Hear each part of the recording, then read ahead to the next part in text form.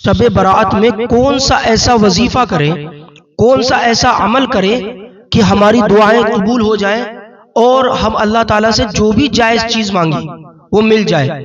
سب سے پہلے تو یہ سمجھیے کہ شب برات بڑے مقدر والے لوگوں کو ملا کرتی ہے، ہر کسی کو یہ رات نصیب نہیں ہوتی ہے۔ اگر آپ کو شب برات نصیب ہوئی ہے تو اس رات کو ایسے نہ گزاریں جیسے آپ سال میں 365 مرتبہ آپ اپنی رات سونے سے گزار دیتے ہیں یا کسی اور کام میں گزار دیتے ہیں۔ اس طرح اس رات کو نہ گزاریں۔ یہ رات بڑی عظیم رات ہے، بڑی بابرکت رات ہے۔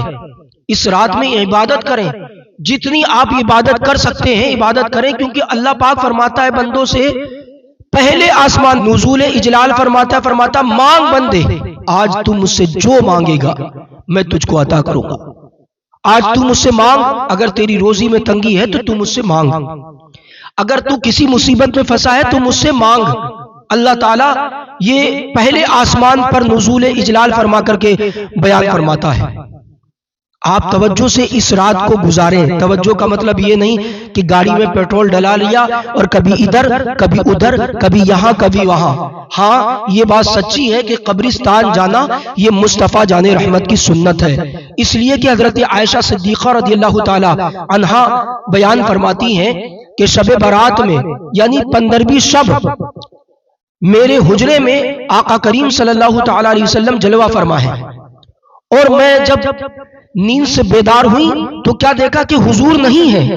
میں باہر دیکھنے آئی، میں نے سمجھا شاید حضور دوسری کسی زوجہ کے پاس چلے گئے، لیکن میں جب باہر آئی تو کیا دیکھا کہ جنت البقیع کے اندر میرے آقا مصطفیٰ جان رحمت جلوہ فرما ہے۔ جب حضرت عائشہ کو آقا نے دیکھا، فرمایا عائشہ تم یہ سوچ رہی میں کہیں اور جاؤں گا؟ یہ سوچ رہی تھی اس لیے دیکھنے آئی؟ یا رسول اللہ نہیں، آپ تو مختار ہیں، آپ جہاں چاہے جائیں، لیکن میں یہ دیکھ رہی ہوں کہ آپ اتنی رات میں جنت البقیع کے اندر کیا کر رہے ہیں؟ تب حضور نے ارشاد فرمایا تھا جنت البقیع میں آپ گئے، اور ایک بہت اچھی بات یہ کہ جنت البقیع کے اندر آقا کے والدین نہیں ہیں، ہو سکتا کہ والدین کی قبر پر چلے جاتے اس لیے کہ یاد آ رہی تھی ماں باپ کی، لیکن نہیں، جنت البقیع میں گئے۔ کیوں گئے؟ مومنین کی دعائیں مغفرت کے لیے۔ آقا کو کتنا پیار ہے، میرے آقا جنت البقیع میں گئے، حضور نے فرمایا کہ یہ 15ویں شب ایسی ہے کہ اس رات اگر کوئی بندہ عبادت کرے اور پھر صبح کو روزہ رکھے تو حضور نے فرمایا اللہ تعالیٰ اسے بنو قلب کے قبیلے کی بکریوں کے بالوں کے برابر فرماتا ہے۔ اس وقت بنو قلب کے قبیلے میں بہت بکریاں تھیں، بہت بکریاں پالی جاتی تھی، اس لیے آقا نے مثال دی۔ اب میں بتا رہا ہوں آپ کو، توجہ سے سنیں وظیفہ۔ اگر کوئی قبرستان جائے اور تمہیں جانے سے روکے تب کہہ دینا یہ حضور کی سنت ہے، کتابوں کے اندر موجود ہے۔ سنیں وظیفہ کریں، یہ وظیفہ جو میں آج آپ کو بتا رہا ہوں، اس کو کرنے کے بعد آپ جو بھی اللہ سے انشاءاللہ جائز چیز مانگیں گے وہ آپ کی پوری ہوگی۔ جیسے مثلا کسی کے یہاں رشتے نہیں آ رہے تو رشتوں کے لیے، کسی کے والدین حیات ہیں تو ان کی درازی عمر کے لیے، اور اگر کسی کے والدین دنیا سے چلے گئے تو ان کے لیے اصالہ ثواب اور دعائیں مغفرت کے لیے، جو بھی آپ جائز دعا، کاروبار نہیں چل رہا کاروبار کے لیے، آپ کی روزی میں برکت نہیں تو برکت کے لیے کیا پڑھنا ہے؟ سب سے پہلے توجہ کے ساتھ سنیں، یہ عمل کرنا ہے انشاءاللہ۔ 11 مرتبہ شروع میں آغاز کریں گے، جب شروع کریں گے 11 مرتبہ درود شریف پڑھیں گے، ہو سکے تو درود ابراہیمی پڑھ لیں، اور اگر نہیں تو کوئی بھی درود شریف پڑھ لیں۔ 11 مرتبہ درود پاک پڑھیں گے، اور اس کے بعد 1000 مرتبہ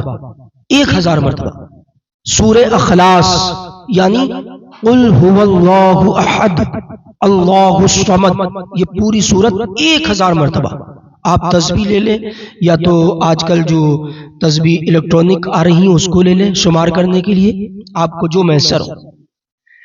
آپ 1000 مرتبہ قل هو اللہ پڑھنے کے بعد میں پھر آخر میں 11 مرتبہ درود شریف پڑھیں، درود ابراہیمی ہی پڑھیں، زیادہ اچھا ہے۔ یہ عمل کریں، انشاءاللہ جو بھی آپ اللہ سے دعا مانگیں گے اللہ تعالیٰ آپ کی دعا پوری فرمائے گا۔ اس عمل کو کریں۔ شب برات یہ مغرب سے لے کر کے فجر کا وقت شروع ہونے سے پہلے آپ اس کو کر لیں، انشاءاللہ آپ کی دعائیں ضرور قبول ہوں۔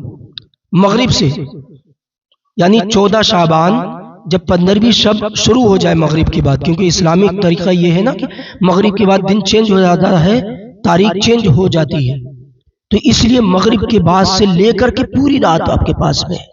آپ کسی وقت بھی ایک جگہ بیٹھ کر، بہتر یہ جو مرد ہیں وہ مسجد کے اندر، جو عورتیں ہیں وہ اپنے گھر میں پڑھیں۔